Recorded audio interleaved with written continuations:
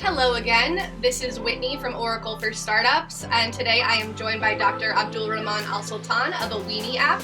We're going to talk about his startup and how to be there for your customers 24/7. Dr. Alsultan, thank you for joining me. Thank you for having me. It's my pleasure. So your startup, Awini, has been called the Uber for trucks. What inspired you to create this company? I was looking for a truck, a pickup truck, to transport my windmill from my home to my older brother home, which I don't have a pickup, I have an SUV. And the SUV, has a lack of space where you cannot transport it.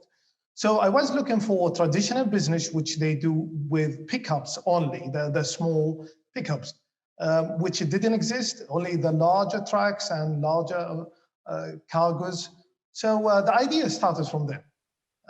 That was I. And what obstacles were sort of the biggest obstacles that you faced between founding your company and getting to where you are today? The most difficult thing which I faced at the beginning, which is that a business idea didn't exist in a traditional business way. And we established this traditional business, first of all, to test the market, and then we moved it as an online business. So it's like, I wouldn't call it Uber for trucks, kind of Uber, yeah, people to understand it. However, it's more than that. We do more. Uber transport people, we transport people's goods. And add to that, we could get you a helper to carry the stuff. Imagine if you go to IKEA. I had this issue, I'm sure you had it as well. You go there, you want to buy a sofa or a table or chair, whatever you're going to buy. You have a small or tiny car, and you want to transport it right away. Here we became, you go outside, as soon as you finish with the cashier, you just ask for a pickup, the size you're looking for, and transport your good right away within minutes. It's probably a relief from everybody who owns a pickup truck that now their friends don't have to ask them every time they move. Now they can just use your app. I totally understand. A friend of mine who has a pickup, and he is like, everybody is trying to be nice to him. So whenever they need his pickup, they'll just give him a ring and ask for his pickup. At the end of the day, he will be annoyed by many people asking him. So you don't need to annoy anybody. You just go and download the app, select the type of car you want, whenever you want it, anywhere you want. At the moment, working in Saudi, UAE, Portugal by the beginning of the year, the middle of next year, which is 2021, Germany and South Korea. Okay. Yeah, so your startup is expanding into new markets. Have there been any challenges or exciting things you've had to face as you expanded in new countries? Yeah, of course. Let me go a bit back. To start a new business, you need to choose the right partners, business partners, also the employees, of course, or whoever you're going to call them, friends. At the end, you're going to spend more time with them than your friends and your family, especially when you start a new business. However, choosing a partner, the right partner, is very important. It's like a Catholic marriage. That's exactly is a partner. You cannot get a divorce out of that unless you're gonna mess it up, and you don't want to mess up a business that you started from scratch. Start a business from scratch, you will have many issues, many different ideas coming in the middle. You have to focus, you have to plan it, you have to make the goal right and it's achievable, and you make a KPIs for that. If you're gonna get that KPIs, means you go in the right direction, you go in the right way. Otherwise, you just going right and left. Every day you get a new idea, expansion, development, which you don't need, and you haven't tested the market for that. You think it's a good idea, and after all, the customer wouldn't accept it. Right, customer centricity is so key, but I love that you brought up having an important partner or having a strong relationship with your partners. You're a member of the Oracle for Startups program. I'm wondering how your journey has been as a member of Oracle for Startups. It's been amazing. They've been very supportive from the beginning until now, thanks to you guys as well. From all over the world.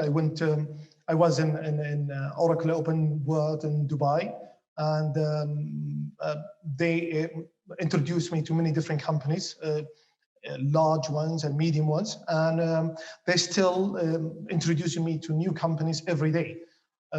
So I'd like to thank them, especially for that, for their PR marketing. Add to that, introducing the cloud and working with their cloud was amazing and easy, especially now when we have Jeddah servers in here, and being super fast and super nice and supportive.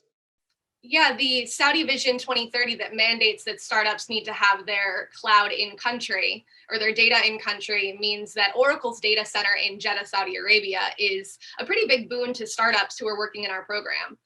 But I love that you brought up Market Connect. Do you have advice for startups who are in the program or thinking about joining the program about how to make the most out of the introductions to customers that you meet through Oracle? To go to Oracle directly, as they know how to handle your work. Because for Oracle, startups for Oracle is like they don't differentiate between small and medium enterprise to huge and large enterprise, especially with all the system you need, all the cloud, if you have any technical issues. Add to that, they've been very helpful with our PR and marketing and introducing to new companies.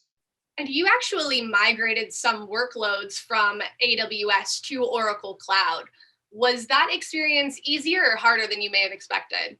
To be honest, everybody hears Oracle thinks is only for huge enterprises and it's going to be costly, etc., which we thought at the beginning because we haven't had an experience.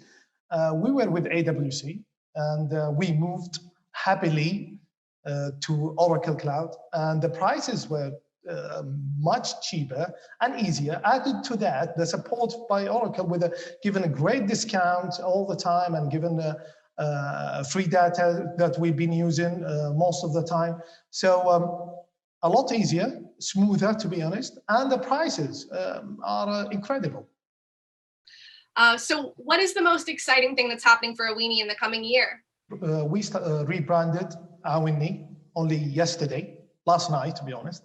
The reason for the rebranding, we have a merger is happening between us, Awini, and the largest online track, like large tracks or large enterprise B2B. We do C2C and B2C and a bit of B2B. But those guys that are professional, especially on the ground, we do it the online way, they're doing it the traditional way, and we merged together, announcing very soon. We started for the rebranding at the moment, which happened yesterday.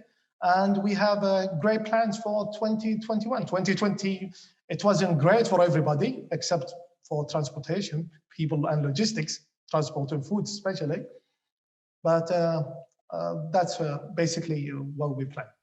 That merger sounds very exciting. Congratulations on yet another Catholic wedding in your life. Thank you. Well, all of this sounds incredible. Thank you so much for joining me.